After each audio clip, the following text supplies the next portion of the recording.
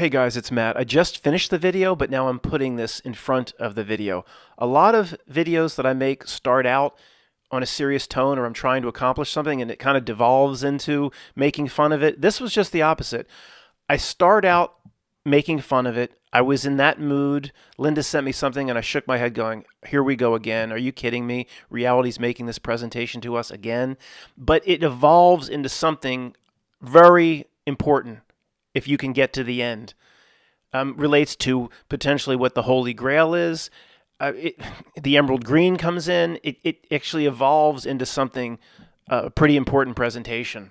And I hope you can, if you're not in the mood for jokes, I hope you can make it to the end, I guess is what I'm saying. Oh no. Here we go again. Guys, I'm in a rare mood. What do you do when all of reality's broken down? Just hold your sanity. That is goal number one. Then there's a lot we have to do in life, but hold the sanity. Hold yourself together. That's number one. Thanks to Linda for bringing this to my attention. It is, I was going to say it's not the Lochnar. It might be. I mean, it might be. We should never take that off the table. There are many Christians at this channel. There are few Catholics, but there are a few. Don't get upset. I'm going to give you my opinion on this. I don't see how even the few Catholics that are here are holding on to this sort of ridiculous belief set that the Catholic Church is presenting here. Have I researched it extensively or taken a pilgrimage to Genoa Cathedral, where this thing is? No, I haven't. But I don't care to look into it. I can just read the Matrix Code immediately. I don't buy any bit about this story with almost no research or the hour I've done this morning. So the Sacro, S-A-C-R-O, Catino, Philly pronunciation, this is it's in the Genoa Cathedral in Italy. This is supposed to be something that is associated with the Holy Grail, that Christ used the serving dish during the Last Supper, supposedly. There's a whole historical backstory where they thought it was emerald. Of course, anybody driving or listening, let me just describe it if you're driving. It's supposed to be a serving dish bowl. What they thought initially was emerald, but it's just blown glass in the color of emerald green. They thought it could be a valuable gem. It's hexagonal. Is it hexagonal? Sorry. 6 sides bowl, but when you spin it to your eyes hold it in a certain way, it becomes a cube. It becomes a cube of glowing of lime emerald green that we've been discussing. You've got to be kidding me. Guys, look, the few Catholics that are here, no, I don't buy it for a second that this green hexagonal, whatever, 6-sided bowl, I don't buy for a second that this is a holy object associated with the Christ's Last Supper that just happens to be, nobody's ever heard about it, the Genoa Cathedral. You spin it on its end and it becomes a cube. I mean, I don't buy it for a second. Just like I don't buy that the crown of thorns was in Notre Dame Cathedral. Before it burned, it was rescued out. They put it in the Louvre. I never heard of that either. Where the original crown of thorns from Christ's crucifixion. I don't buy it. No way. Matt, on what basis are you saying you don't buy it? What research have you done into it? Where am I going to go for my research? They're going to tell me Google and its reality is going to tell me what I should think. Where would I go for my research? My research is observing how the ridiculous manner in which this system of control does business. I don't buy this for a second that this is some holy item. If anything, it's their representation more of the Lochnar. It's probably best if you can't see or read the Wikipedia here. I'll read it to you. I'll read the key sections in a moment, and I'm not quite ready to get to it yet. And I'll say it again. I mention the uncanny deduction all the time, but he should be applauded in how he thinks, and this is the same sort of thing or pattern developing here. I don't want to put words in his mouth, but he probably would say, Matt, you know how you guys have been focusing, all you generator beings have been focusing on the emerald green like big time recently?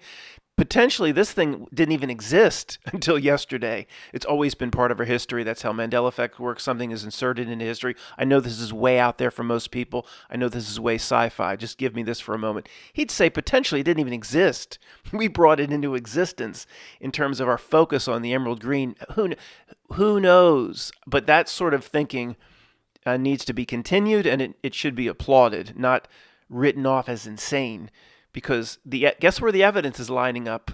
More on his side than on explaining it away with normal means that men in secret societies are running around and doing all this, and they've planned everything out to perfection back thousands of years. How incredible! How they've pulled it off. No, nobody's pulled this off. It's not how reality works. Anyway, we'll talk about that some other time. Somebody actually in a comment, I've said this recently, said, Matt's defending the secret societies. Oh, that's my role here. You got me. You caught me. You caught me. I'm defending you're right. They are plotting and planning and placing and coding license plates in every single event. It's the secret societies. You caught me. What am I going to do now with the channel? Oh, no. Sorry. I'm in a rare mood. Genoa Chalice from Wikipedia. The Sacro Catino, Philly pronunciation, kept in Genoa Cathedral in Italy, is a hexagonal, six-sided dish of the Roman era made of green Egyptian glass. What's Egyptian glass doing on the table of the Last Supper? What's a gigantic Egyptian obelisk phallus doing in St. Peter's Square? I don't understand how the Catholics address this. I really don't. They brought it from Egypt. They really did. You've seen it. Anyway, it's some 9 centimeters high, this bowl, and 33 centimeters across. Did I expect to find this sort of thing when I Wikipedia it? Yes, I did. It was taken to Genoa by Guglielmo. There's the word lie. L-I-E is in the middle of his first name. Guglielmo Embriaco. But it was taken as part of the spoils from the conquest of Caesarea, whatever. In 1101, there's the 11s. 1101. William of Tyre describes it as T-Y-R-E. William of Tyre. I guess it's Tyre. Maybe he's Tyrese, like Tyrese Gibson from Fast and the Furious. William of Tyre describes it as a vessel of the most green color in the shape of a serving dish. That is brilliant. William, that is brilliant. A vessel of the most green color in the shape of a serving dish. It gives you chills reading something like that. Which the Genoese thought to be made of emerald. They couldn't tell real emerald from glass. Boy, the guys that run the 3-card monte games in New York City would have had a heyday if alive during that time in history. And I'll stop. And accepted as they accepted as their share of the spoils. William states that the Genoese were still exhibiting the bowl, insisting on its miraculous properties due to its being made of emerald. In his own day, it's a bunch of foreign language there, guys. I need to skip. In its own day, the implication being that emerald was thought to have miraculous properties of their own in medieval lore, and not that the bowl was thought of as a holy relic. The Sacro Catino, Philly pronunciation, would later become identified as the holy... What? The Sacro Catino would later become identified as the Holy Grail. Guys, anybody out there know that in history, this cracked ass bowl that actually has, you'll see a backstory that relates to Lucifer. Anybody out there know the story that this was actually thought to be the Holy Grail? Me neither. But Google and Wikipedia will tell you what reality is, and it's not to be questioned. The first explicit claim to this effect is found in the Chronicon, the Omicron, by Jacobus de... Can anybody ever have a name I can pronounce? I'm not completely uneducated. Written in 1290s, Pedro Tafer, who visited Genoa in 1436, reported that the Holy Grail, quote, made of a single emerald, is kept in Genoa Cathedral. Yeah, this guy just knew where the Holy Grail was. History says that these Italians knew exactly where the Holy Grail was as early as 1436. All those quests for it, oh, that's just Monty Python bullshit. The bull was seized and taken to Paris by Napoleon in 1805. It was damaged when it was returned to Genoa in 1816, in which occasion it was confirmed it is made of glass rather than emerald. I'm speechless. I don't know what to say. I, Reality, if you're listening, you have derailed. Matt, what do you mean? Here's what I mean. If you there's like an elementary school somewhere, every Thursday, the teacher brings in an object and they play a game. And they say, this Thursday, the teacher says, I brought in this, it's actually, we served tuna casserole in it last night, but this green bowl, I brought it in. Now, use your imagination. This is an exercise in imagination class. Write a historical narrative. You pull out your little black and white journal books with your number 2 pencil and write a fictitious historical narrative. And the most creative and the most expression of imagination wins. Everybody in that class, Amish classroom or not, would do a better job putting something together more coherent that makes more sense than this. Guys, for us, this is the same reality breakdown formula between what we see and what a normie can see. The same formula applies every single time. So you and me and people like us will look at this and see all the problems with this ridiculous presentation from authority. I'll just, if anybody's missing some of them, we'll poke fun at them and talk about them in a moment. So we'll have all these problems with this story that just comes from one paragraph. We'll give it to our cousin, or I'll give it to Tony, and there'll be, what's coming. They'll say, well, what's the problem, Matt? Are you a conspiracy person? Why are you questioning history? And when it does break down, they'll make excuses and run the same scripts. And we would say things like, well, if it was Tony, we would say, but see, this formula plays out over and over between us and, quote, normal people that are in the middle of the ship of fools. Let's say, well, Tony, they had no way, the alchemists that Napoleon had on payroll going back and their cabal, they had no way of determining the difference between emerald and glass. So they thought it for hundreds of years. They thought it was really emerald, but it was just a piece of shit glass, recycled Rolling Rock bottles. They had no way of telling the difference. But I could probably give a piece of emerald and a piece of glass to like a 5th grader that has no idea what they're talking about. They're not a rock hound like Andy Dufresne. And the 5th grader could probably say, yeah, there's a clear difference between something as hard as an emerald and glass.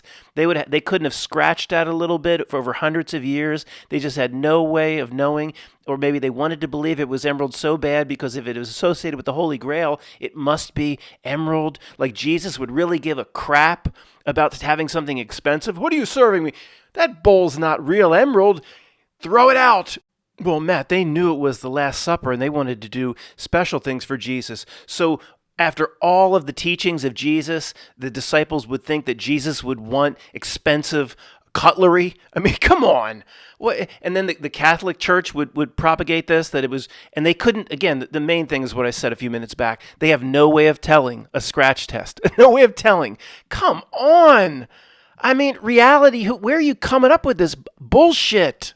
I mean, the guys that run the scams in New York City today, the 3-card Monty and the follow the little ball under the shell game, here's news, that breed of person isn't new. Those charlatans and shysters and people like that have always existed. So back in the day, they'd have been like, these dumb sons of bitches believe if we just get Harold over there who blows glass, we just get him to blow green glass, these dumb sons of bitches will believe it's emerald? But they couldn't tell. Hundreds of years, they think it's emerald. They could have handed it to anybody that cleans the outhouses. They did, just take the bowl out, take it out of its blanket, and hand it to the person that cleans the outhouses and say, do you want this? It's very valuable. Let me see that. What do you got there? Why are you trying to pass this piece of shit off on me? Get it out of here. She wouldn't have taken it. She cleans the outhouses. Enough of this. It's a joke. Could do 4 hours just on this one paragraph. A couple of sentences up from the bottom, we'll finish. The Sacro Catino, Philly pronunciation, would later become identified as the Holy Grail.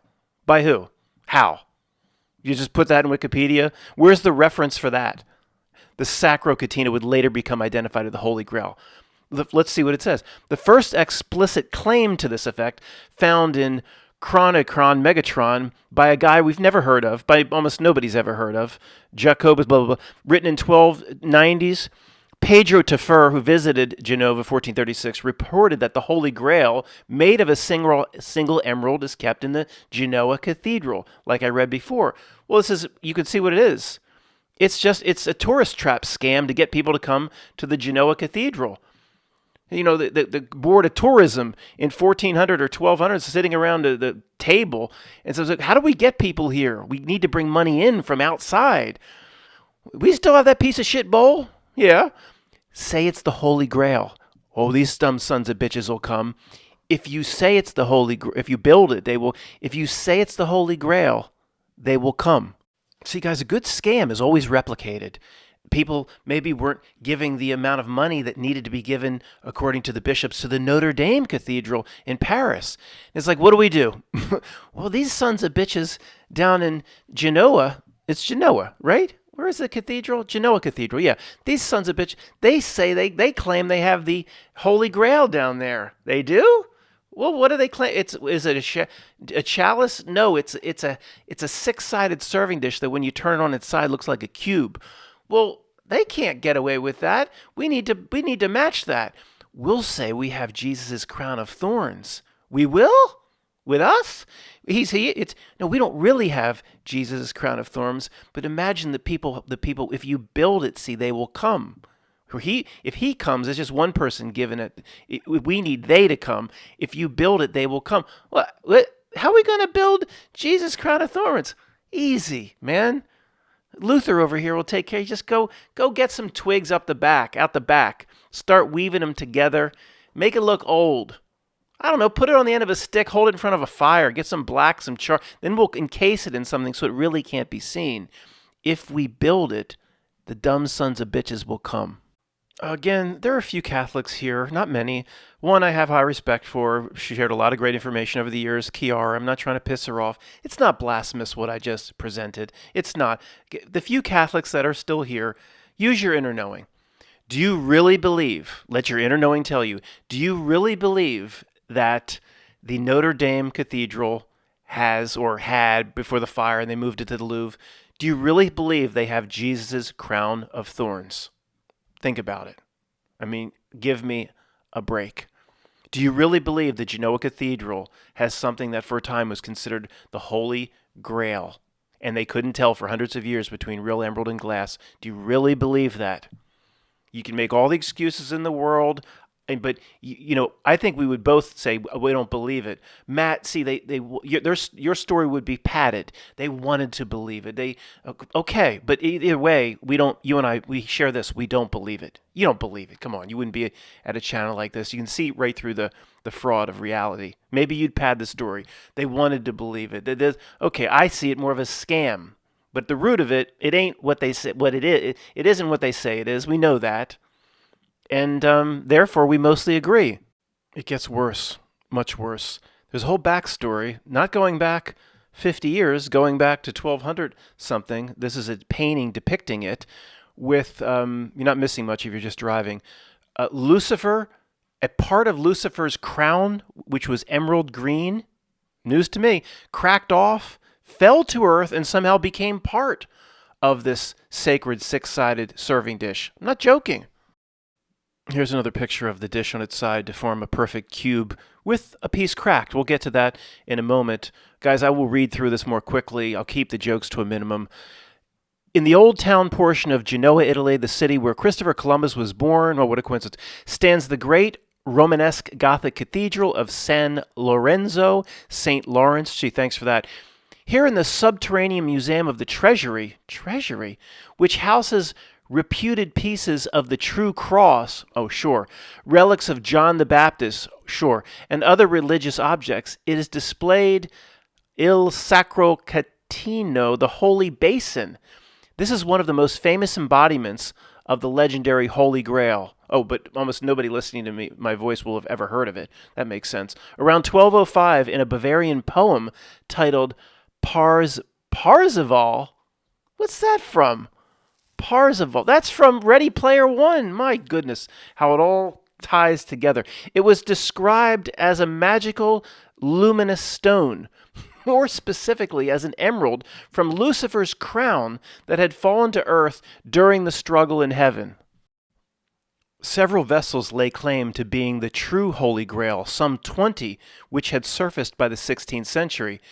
Jean Calvin reported on several of the rival claimants for the title of the cup in which Christ gave the sacrament of his blood to the apostles at the Last Supper. Calvin mentioned one at the Notre Dame, blah, blah, dear Leon. Another was in a monastery in the, I can't pronounce. Still another could be found at Genoa. Another scam article, an item could be found at Genoa. This was, quote, a vessel or cup of emerald so costly, quote, that Calvin sarcastically said that our Lord must have had a splendid service on that occasion. You want to talk about blasphemy? You think I'm blasphemous? Calvin says, a cup of so costly that our Lord had a splendid service, like implying Jesus would give a crap about the cost of the cutlery. Calvin is clearly referring to Sacro Catino, the holy basin. Most sources allege that this vessel, actually an emerald green, six-sided bowl, was brought to Genoa by, can't pronounce, following the conquest of Caesarea in 1101. 12th century writers acknowledged the purported intrinsic value of the bowl. For example, William of Tyre noted in 1170 that it was a vase of, we read that, and that the Genoese people associated with the church, believing it was made of emerald, took it in lieu of a large sum of money and thus acquired a splendid ornament for the church. This makes no sense. Wouldn't it have to do with the fact that it might have sat on the table of the Last Supper? You know, they would have been aware of it. That's the whole legend and lore associated with the item. So it was scammed off on them as being emerald. The only reason they were truly interested in it, according to this, was because it was emerald. It was glass, so it really wasn't that expensive. Why would the church care one bit if it was actually associated with the Last Supper? It all doesn't make sense. Reality, if you're listening, you have derailed. Well, let's go back and take one more look at this from a reality derailment standard. This is mind-blowing. Again, around 1205, in a Bavarian poem titled Parzival, it was described as a magical luminous stone, more specifically as an emerald from Lucifer's crown that had fallen to earth during the struggle in heaven. So this six-sided bowl that supposedly served Jesus, so they say, at the Last Supper, not only does it make a cube when you look at it from a certain perspective, it has a legend and lore associated with it that's associated with Lucifer's crown. And there's a piece missing. Okay? So it says, more specifically, emerald from Lucifer's crown. A piece of Lucifer's crown had fallen to earth. A piece of this bowl, if you look at it, even the way it's displayed, it's hard to see initially, but it's displayed behind glass. This piece is missing. Matt, are you suggesting it's all related? Yes, of course. How would it all be related? The piece missing, Lucifer? I don't know. I can point and go, look, there's matrix code. Well, read it to me, Matt. I can't. I don't know. It's about some people in these truth communities come out and tell you exactly what is and exactly this and that. They don't know what they're talking about. I can sniff things out. I don't know the presentation that's being made here, but it's probably pretty big. Probably pretty important to them. Here's the digital character Parzival from Ready Player One, the movie Ready Player One, which is highly associated with the emerald green. The Anorak wizard, which is the name of this 2-year thing backwards, at least phonetically backwards. It says that is always presented in the emerald green. The second key is the emerald green key awarded to those solving the puzzle. Ready Player One, forget looking at it for truth drops. It's just a pretty good movie, pretty fun movie. It's dark. We're all going to end up inside of a sick digital environment. Not we all, but that's where they want to take society. But overall, it's actually a pretty entertaining movie, but highly associated with the emerald green. So, okay, let's look at the old Bavarian poem Parzival. It's probably very small. I'll read it. Parzival is an epic poem, one of the masterpieces of the Middle Ages, written between 1200 and 1210, Middle High German, Wolfram von Eschenbach. It's a 16-book, 25,000-line poem, part of a religious allegory describing Parzival's painful journey from utter ignorance and naivete to spiritual awareness. The poem introduced the theme of the Holy Grail into German literature. That's somewhat significant. The poem introduced the theme of the Holy Grail into German literature. Well, how's that? Where was the theme of the Holy Grail for the past 1,000 years then? And it is considered to be the climax of medieval Arthurian tradition. Here we go, Arthur again. It's King Arthur all the time through the presentation of this reality. We need to look at that sometime. It's completely artificial how much King Arthur is pushed. It is probably an important message that they have to deliver to us, actually. We need to look at that. The poem questions the ultimate value of an education based solely on the code of courtly honor. It takes its hero beyond the feudal world of knights and lords to the threshold of a higher order. He's going through an enlightenment. Okay, that is what is being presented here, a spiritual awakening and enlightenment. It's all news to me. Parzival, never heard of him before other than Ready Player One. Parzival was eager to become a knight, leaves the forest home, which he led a sheltered life. He visits Arthur's court, Camelot, but is judged too raw to become a knight of the Round Table. Later, after numerous adventures, he's later granted knighthood. When he visits the ailing Grail King, however, he fails to ask the one question that will release the old man from his suffering, the reason behind his illness. For his ignorance, Parzival is punished by being cursed. And in turn, he curses God, whom he believes has turned against him. Then Parzival meets an old hermit who helps him realize the true nature of God. Parzival reaches a turning point in his spiritual education. He returns to the Grail King, and this time, having gained wisdom, performs his duties correctly. He's rewarded with the title and duties of the Keeper of the Grail. This is a different, more reference material I found. It can be a little boring, guys, but it is very important in understanding this. So we have to do this.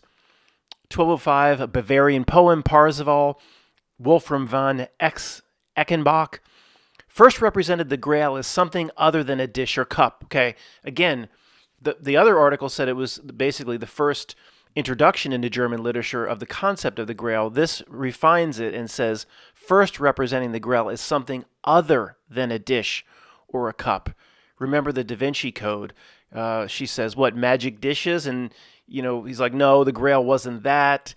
It means something else. And later it was interpreted that the carrier of the Jesus's bloodline, Sophie or whatever, potentially was the Grail. So this theme, I believe that as well. There's there's three levels in everything presented in this reality.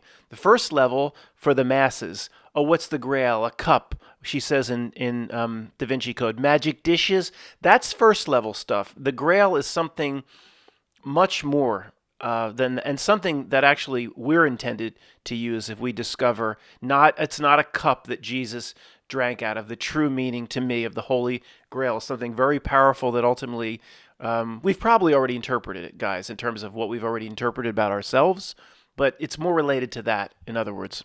Everything they present always has to be three levels, sorry. It was instead described as a magical, luminous stone. Here, it's described as another object, throw you off. They can never just come right out with it, of course, assuming they even know. A magical, luminous stone in this poem Parzival is, now this is the Grail. A princess carried this, quote, perfection of paradise, this, quote, thing that was called the Grail, earth's perfection's transcendence.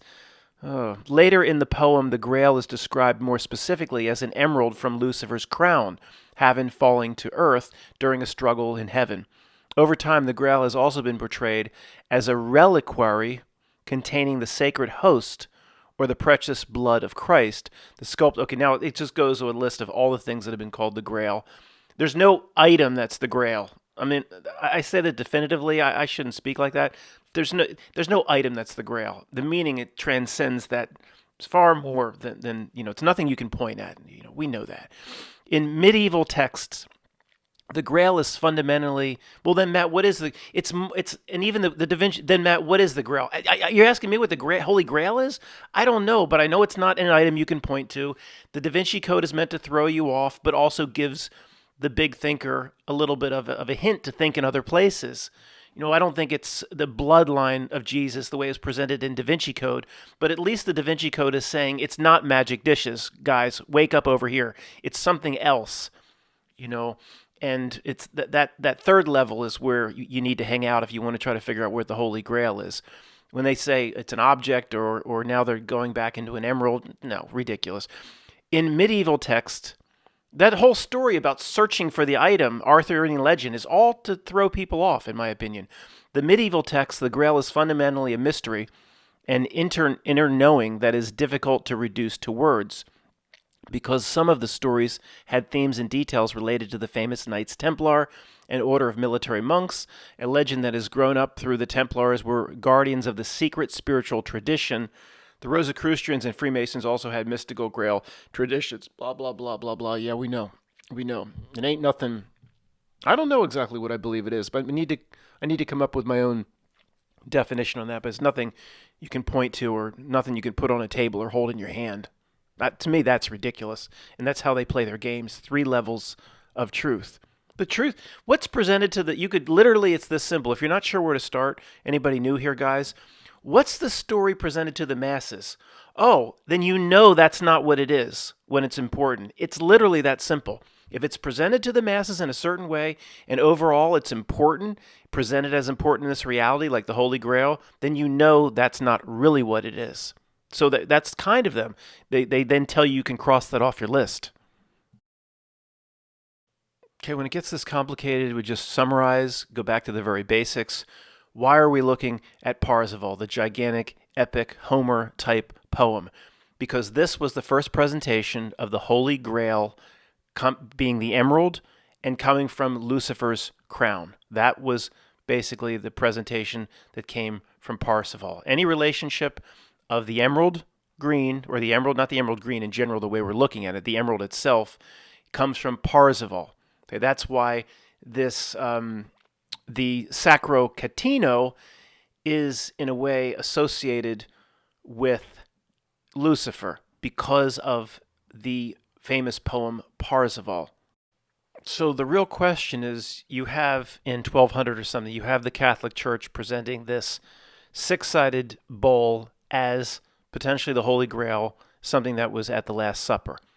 Then you have basically the same time, you have a famous poem contradicting it, calling it the emerald from Lucifer's crown that peace broke off during the battle.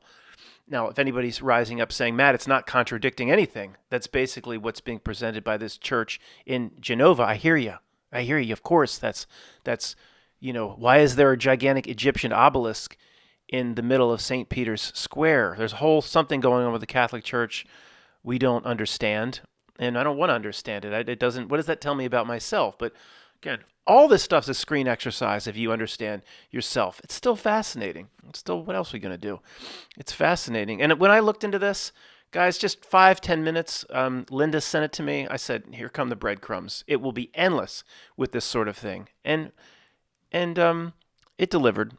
And if Uncanny Deduction says we created it, maybe we did. Either way, the result's the same. So it's not a coincidence that this epic poem is calling the emerald green piece, or not the emerald green presentation that we've been looking at it. Sometimes, though, because of Prince of Darkness, John Carpenter's Prince of Darkness, Lucifer is presented as the green color, trapped or encased in some glass. The emerald green in John Carpenter's Prince of Darkness is Lucifer. Okay, that doesn't mean we now figured it out and know what it is. It relates ultimately to the illusion, in my opinion, the illusion of this reality passes off on real people.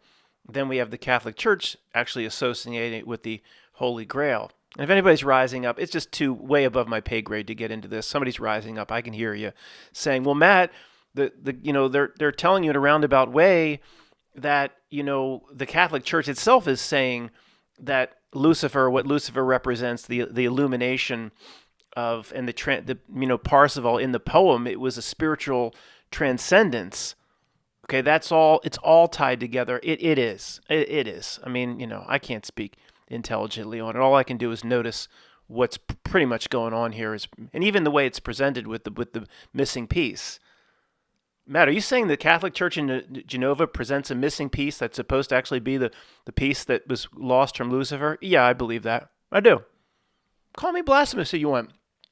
I'm not trying to. I don't care about offending or not. I'm putting the pieces together the best that I can, and it just there's layers upon layers upon layers of the way this reality presents itself. Is this one of the floors in an elevator where it asks us, we're now getting out on the 18th or 19th, and when we just get to the 20th, we'll find the real truth? Is this taking us away from ourselves? Kind of, but not as much in this, and because this does come back to the true meaning of the Holy Grail, which I think if you truly get a sense as to what is being said or presented with the Holy Grail, that tells you about yourself. And we should at some point come up with, what is the Holy Grail related to understanding ourselves. It ain't nothing you can point at. It's nothing that goes on a table with a place setting, and it ain't magic dishes, like Sophie said in the Da Vinci Code. And it does tie back into Ready Player One, the movie, how everything connects back and the themes weave through different forms of media in different eras. It's fascinating. Again, no creeps running around in vans could do this. It's fascinating. No real world could do this. So Ready Player One has the same themes, the same types of themes. First of all, this is the kid puts on, if you haven't seen the movie, people are living in this virtual world. They're putting on their headset, the Mark Zuckerberg headset. They're living in a virtual environment where it's like Dungeons and Dragons virtually. They get rewards. They solve clues and puzzles. But ultimately, the guy that laid down the digital environment, who's this master programmer, created the entire world that everybody goes and they show people walking around their living rooms, even when they're at home. They're always in this digital world. They're addicted to it. And the outside world, of course, is just a hellhole, just trash everywhere and things all broken down. But the guy who designed it, multi-billionaire, it's presented like Elon Musk type times 1,000. He's saying if anybody can solve and can find the 3 keys in the game, then you'll be awarded the whole, what's it called? I forget the name of the environment. But it's like Bill Gates saying, if you can solve these 3 puzzles, I'll give you Microsoft. That's basically what's going on. They search for clues, keys. But see, it's like, well, Matt, how is this related? It's related because it's the exact First of all, his character, that's the kid there in the real world. He's got the virtual headset on. His character is called Parzival in Ready Player One. Drives the DeLorean from Back to the Future. They fight battles with other clans. They solve puzzles. They get rewards that they can cash in for other virtual items. It's like Zynga farming times a million. So it is related because the theme of Parzival in the poem was an enlightenment, a coming into spiritual being.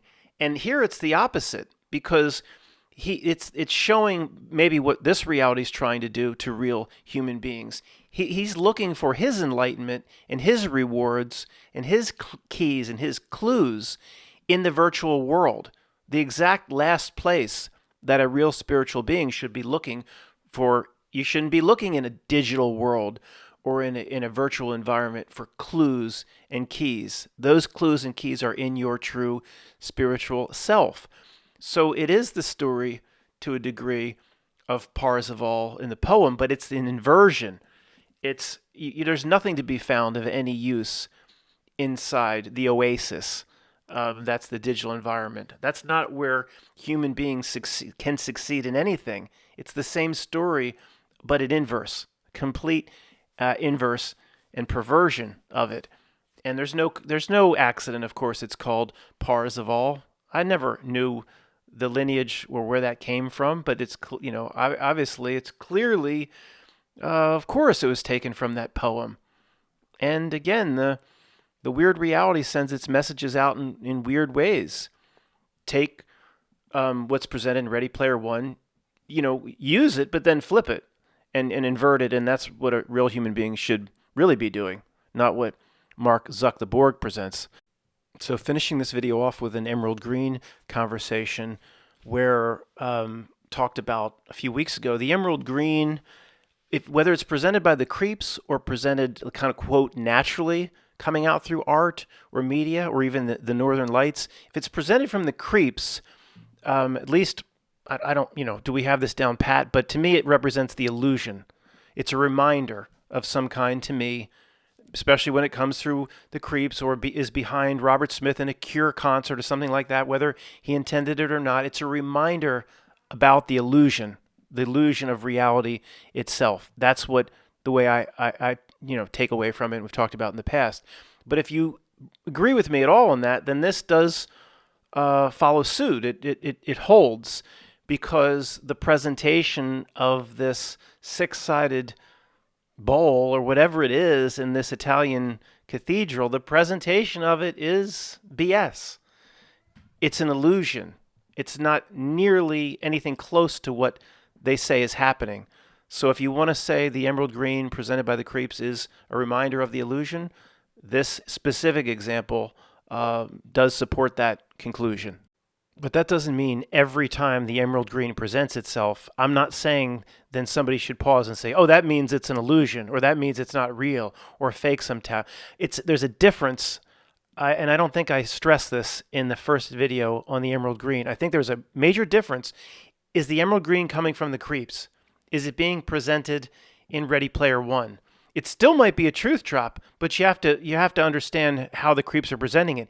If it comes out naturally, the way the heart chakra is shown to us in the color graphs and the schemes, the heart chakra is the same emerald green, then that's not saying, oh, that's an illusion. It's probably saying just the opposite, that if you operate around your heart chakra and not in the lower chakras or not in your ego mind, then you can see through the illusion. Or whatever, the Northern Lights, I don't know, maybe this exact same color. I've never seen them. But of course, from images, it may be this exact same color. I'm not saying, oh, that's a reminder that this whole reality is an illusion. No, that could be very pure. Not coming from the creeps. So I want to be very clear, guys. When Matt just says whenever you see the color green, then that just means it's fake. No. If it comes from the creeps, then that's where our understanding should start. A presentation or a reminder of the illusion, not where it comes up naturally. I think there's a huge difference here. And where it comes up naturally, I think, I don't want to say, I don't want to keep saying how negative this emerald green is. No. This emerald green could be the most positive thing in the world. And therefore, that's why the creeps would hijack it, right? So I just want to be very clear on that. And I wasn't clear, I don't think, a few weeks ago. Thanks.